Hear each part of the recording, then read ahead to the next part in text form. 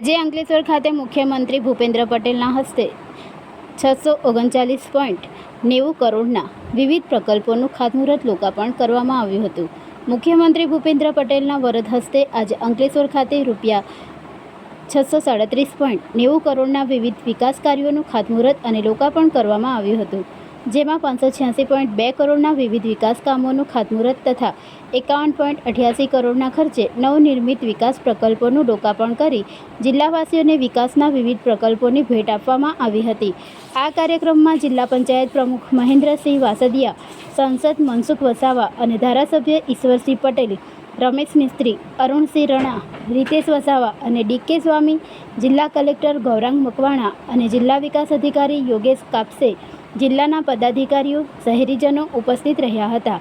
જ્યારે અંકલેશ્વરમાં નિર્માણાધીન ટ્રાન્સપોર્ટ નગર GIDC અંકલેશ્વરની પણ મુલાકાત કરી હતી.